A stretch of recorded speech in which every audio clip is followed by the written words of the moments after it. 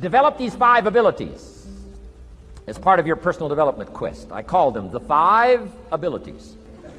Here's the first one. Develop the ability to absorb. The ability to soak it up like you're doing today. Be like a sponge. Don't miss anything. And not just the words. It's true, don't miss the words, but don't miss the atmosphere. Don't miss the color. Don't miss the scenario. Don't miss what's going on. Most people are just trying to get through the day. Here's what I want you to be committed to do. Learn to get from the day. Don't just get through it, get from it. Learn from it. Let the day teach you. Join the university of life. Second, learn to respond. The ability to respond means let life touch you. Don't let it kill you, but let it touch you. Let sad things make you sad. Let happy things make you happy. I'm telling you, give in to the emotion. Let the emotion strike you, not just the words, not just the image. Let the feeling strike you. Let the emotion strike you. Here's what's important. Our emotions need to be as educated as our intellect. Our emotions need to be educated as well as our intellect. It's important to know how to feel. It's important to know how to respond. It's important to let life in, let it touch you. We've covered the first 2 abilities in the personal development quest. One is the ability to absorb, don't miss anything, pay attention. Good watchword for the 90s, pay attention. Things are moving so fast these days, you got to pay attention, pick it up, soak up the colors, soak up the sounds, soak up what's going on. Second, respond, let life touch you. Let the emotions affect you as well as the sights. Now here's the third ability. Develop the ability to reflect. Reflect means go back over. Study it again. Go back over these notes that you're taking today. Go back through the cassettes one more time. Read the text one more time. But there's more to it than that. Go back over your day. Take a few hours at the end of the week. Call time to reflect. Go back over your day timer. Go back over your calendar. Go back over your appointment book. Where did you go and who did you see and how did it feel and what went on? Capture that week. A week is a pretty good chunk of time. Next, take half a day at the end of the month. Call time to reflect. And do the same thing again. Go back over what you read. Go back over what you heard. Go back over what you saw.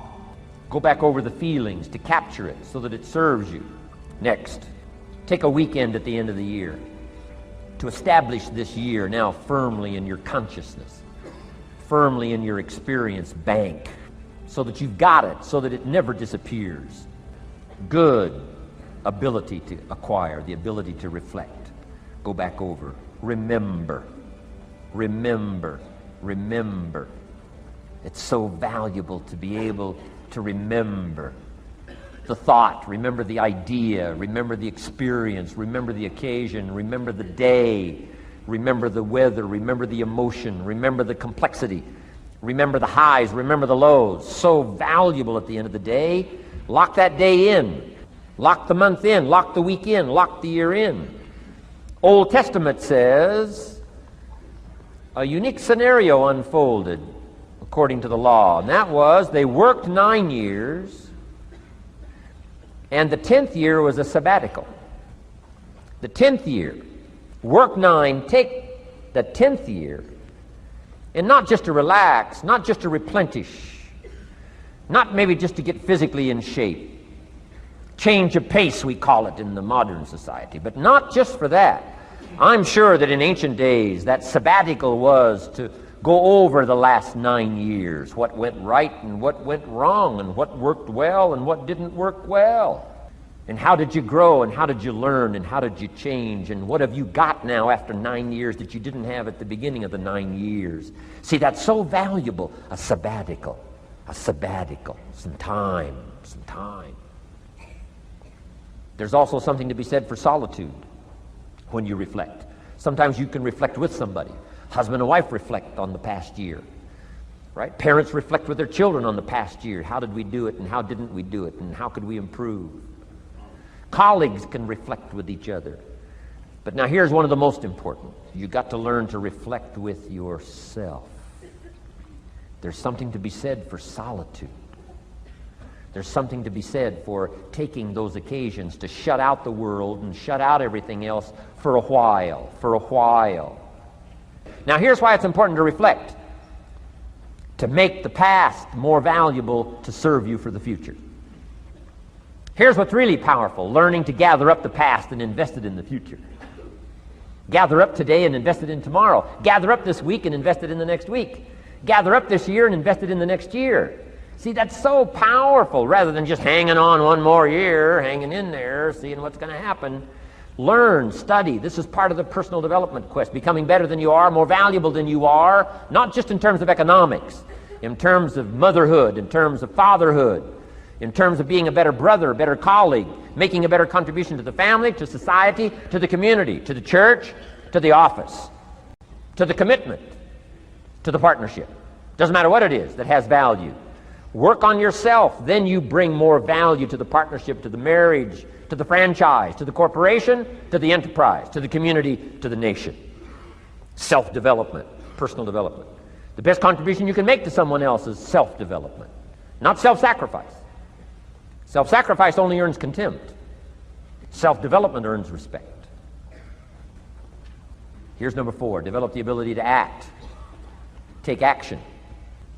Not hasty if it isn't required, but don't lose much time. Here's the time to act. When the idea is hot and the emotion is strong. That's the time to act. You say, Mr. Rohn, I'd like to have a library like yours. See, if you feel strong about that, what you got to do is get the first book and then get the second book. Before the feeling passes and before the idea gets dim, action pronto, action immediate, action as soon as possible. Because if you don't, here's what happens. We call it the law of diminishing intent. We intend to when the idea strikes us. We intend to when the emotion is high. But now if you don't translate that into action fairly soon, now the intent starts to diminish. And a month from now it's cold. A year from now, can't be found. So act. Set up a discipline when the emotions are high and the idea is strong and clear and powerful. That's the time to set up the discipline. Somebody talks about good health and you're stirred. Says, right, I need to get a book on nutrition. Get the book before the idea passes and before the emotion gets cold. Go for the book. Start the library. Start the process. Fall on the floor. Do some push-ups. Action. Got to take action. Otherwise, the wisdom is wasted. Otherwise, the emotion soon passes. Unless you put it into a disciplined activity. Capture it. Disciplines is called how to capture the emotion and how to capture the wisdom and translate it into equity. Disciplines. Now, here's the last ability. Develop the ability to share. Pass along to someone else. If you've picked up a good idea today, pass it along. Don't let it stay. Pass it along. A book, if you take one of these little books I've suggested home and it affects you, pass along. Say, hey, I found a book, really helped me. I found a book, got me thinking. I found a book, changed my health. I found a book, got me inspired. Pass it along, pass it along, pass it along. Here's what's exciting about sharing. If you share with 10 different people, they get to hear it once, you get to hear it 10 times. So it's probably going to do more for you than it is for them. But it's called what? Everybody wins. When somebody shares, everybody wins. Share your ideas, share your experiences, share your knowledge. You can have just as much pleasure as I do. I said, giving this seminar, this is one of my joys in life. Give a seminar like this, make the best investment I can of words and spirit and heart and soul and time, energy. I don't have to work this hard. But I gladly work this hard. Why? I want the return. Your words touch my life. See, that's heavyweight stuff. You can't buy it with money. But I'm telling you, you can get the same thing started by recommending a book. Somebody will read that book, and then they'll read another one, and they'll read another one, and they'll come to you someday and say, you got me started. That book you recommended turned my lights on, turned my mind around, got me thinking, got me pondering, and I've been on track ever since. You can get just as much praise as I do if you'll share with your children, share with your colleagues, share with everybody that comes within your grasp. Share. Now here's what sharing does. It not only helps you, helps the person you share with. Here's what else it does. Makes you bigger than you are. If I had a glass of water up here and it was full, question, can that glass hold any more water? If it's full, if the glass is full, can it hold any more water? The answer is yes. But for it to hold more, you got to pour out what's already in. That's what I'm asking you to do. If you're full of ideas, if you're full of good things, I'm asking you to pour it out, pour it out, pour it out. Why? I'm telling you, more will be poured in, poured in, poured in. Next, when you do pour out, you become bigger. It's not like a glass that stays the same. Human beings have the ability to grow in consciousness and awareness and capacity. It's unlimited capacity. I found out kids don't lack capacity. In Europe, the kids speak what? 2, 3, 4, 5, 6 languages. When I grew up, my father spoke German, never taught me. My mother spoke French, never taught me. They were trying to get away from all the old world languages back then. Had no concept how valuable languages were going to be in the future. Just didn't know. So they abandoned the German, abandoned the French. I could have learned all 3 languages instead of just English. My girls went to school in Beverly Hills.